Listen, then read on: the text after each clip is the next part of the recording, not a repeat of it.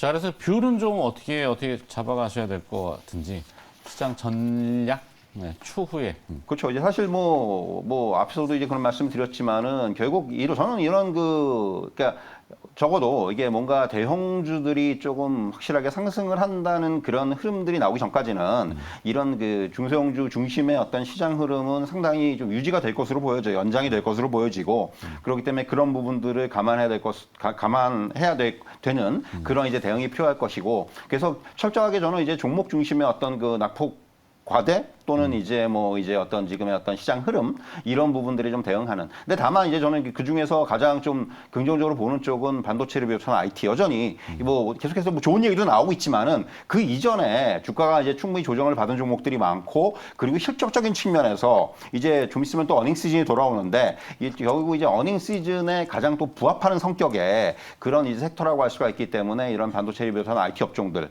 그리고 또 이제 지금 계속해서 좀 어떤 그 시세는 연속성은 이렇게 강하게 나타나지는 않습니다만은 리오프닝 관련주들은 저는 계속해서 긍정적으로 볼 필요가 있다고 생각을 합니다. 어제 정부의 정책 방향성이라든가 그리고 이제 코로나19 같은 경우도 우리나라도 이제는 어느 정도 정점에 가까워졌다는 정점을 찍었다는 이런 얘기들이 나오고 있기 때문에 그렇다면 이제 이런 리오프닝 관련된 업종들, 산업들, 여행이라든가 항공이라든가 그밖에 이제 유통이라든가 이런 쪽은 이제 뭔가 좀 이제 계기를 마련할 수 있는 그런 시점이 됐다는 측면에서 리오프닝 관련주들 이런 쪽에 좀 더 주목을 할 필요가 있다 이렇게 말씀드릴 수가 있겠습니다. 리오프닝. 네, 그럼 일단 다시 김시현 연구원한테 시장의 뷰, 전망, 전략 거기에 이제 부합되는 본인만의 또 기업이 있을 거 아닙니까? 네. 연달아서. 네, 다가오는 실적 시즌을 대비해보자.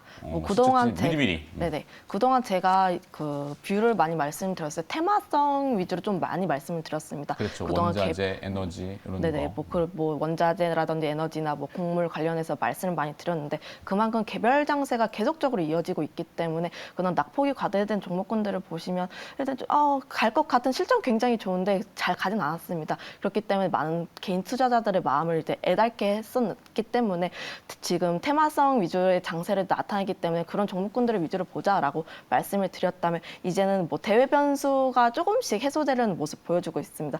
그동안 지정학적 리스크 같은 경우에도 보면은 이제 완화 분위기가 나타나고 있고 나토에서 EU 가입 쪽으로 이제 이야기가 나오고 있기 때문에 그에 대해서 조금씩 이야기가 해소가 되려는 분위기도 나타나고 있고 연준 빅스텝이라든지 관련해서 조금 있지만 그래도 여전히 이야기는 계속적으로 나왔기 때문에 이런 이슈들이 조금씩 점진적으로 해소가 된다면 우리 시장에서는 이제 그만큼 큰 악재로 받아들여지진 않고 있습니다. 그렇기 때문에 그 다음 스텝으로 준비를 해야 될 것은 이제 특정 섹터라든지 개별 테마주가 아니라 이제 낙폭 과대된 실적주를 관심 있게 봐야 된다고 할 수가 있겠는데 특히 외국인이나 매수세 들어오는 종목군들을 보면은 실적이나 모멘텀 위주로 많이 들어오고 있습니다. 그리고 실적 시즌도 돌아오고 있기 때문에 실적 위주의 기업을 주로 보시면 좋을 것 같다는 말씀 드리겠고요. 그렇기 때문에 제가 관심 있게 보는 종목군들이 하이브라든지 네. 한미반도체나 ISC 같은 IT 기업이나 리오프닝 관련해서도 그 실적은 굉장히 좋은데 주가가 조금 떨어지는 종목군들을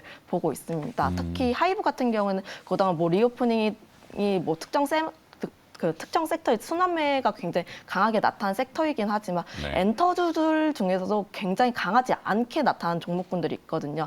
그동안 엔터 관련해서도 지난 하반기에 오프라인 콘서트 기대감을 주가가 고점을 형성을 했다가 하이브의 경우에는 그 마이너스 30% 그 고점을 회복을 하지 못하는 모습 보이고 있지만 JYP나 SM 같은 경우에는 이미 그 고점을 회복을 했기 때문에 상대적으로 위치적으로 좀 유리하다고 판단을 하고 있고요. 그렇기 때문에 리오프닝 관련해서는 하이브 관심 있게 보고 있고요.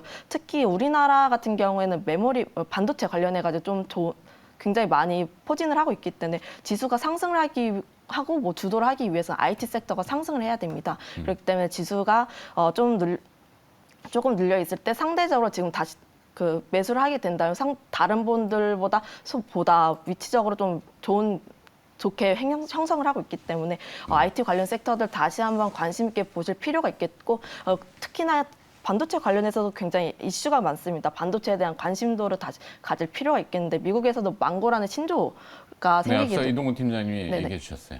네, 망고란 신조어가 생기기도 했고 뭐 칩4 동맹이라든지 관련된 이슈가 나타나고 있기 때문에 이슈가 발생을 하게 된다면 다시 한번 그쪽에 수급이 돌아올 가능성이 굉장히 크게 나타나고 있다고 볼 수가 있겠고요. 네. 특히 우리나라 같은 경우에서도 뭐 삼성의 TSMC 수준의 지원을 검토를 하고 있다고 하고 있기 때문에 재료가 어제 나왔고. 네네, 재료가 굉장히 많이 나왔기 때문에 다시 한번 수급적으로 긍정적인 흐름이 나타날 가능성이 굉장히 높습니다. 뿐만 아니라 이제 그에 따라서 외국인이나 기관들의 수급 동향도 확인할 필요가 있겠는데 원달러 환율이 추가적으로 하락하기 거에 대해서 긍정적으로 개선될 가능성도 있겠다 볼 수가 있겠고요. 네. 물론 주기적으로 계속 확인할 필요는 있겠지만 그만큼 뭐 다시 한번 주도주가 다시 올라갈 수 있는 가능성이 굉장히 많아졌다는 점에서 한번 낙폭이 관대된 실적주들 다시 한번 볼 필요가 있겠다는 말씀드리겠습니다. 그래서 종목은 얘기하셨네? 네, 그래서 ISC 말씀. ISC, 네. 반도체 테스트 소켓, 네, 맞습니다. 리노공업 ISC 대표적으로 있죠.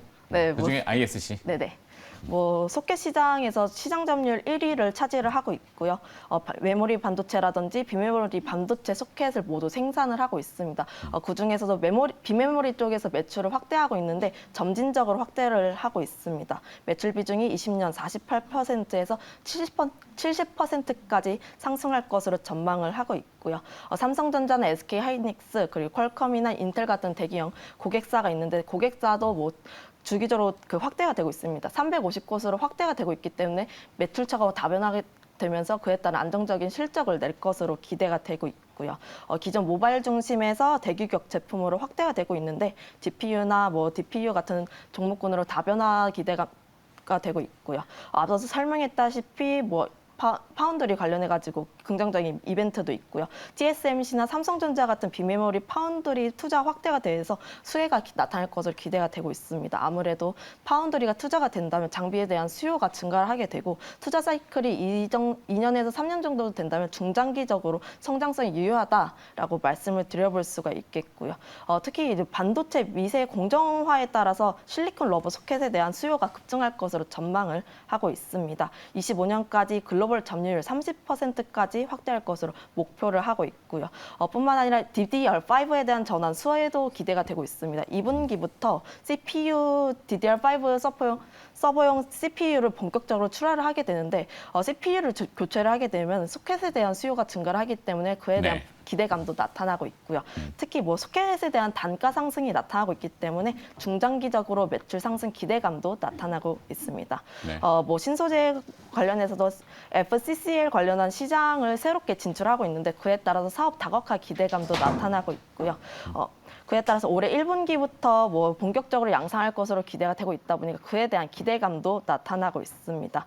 인텔 모빌아이 상장에 따라서 그에 대한 수혜주로도 부각을 받고 있습니다. 아무래도 자회사가 뭐 모빌아이로부터 아시아 유일하게 납품 인증을 받았기 때문에 그에 대한 모멘텀도 있다는 점 한번 체크를 해보시면 좋을 것 같고요. 특히나 이 기업의 경우는 실적이 굉장히 좋습니다.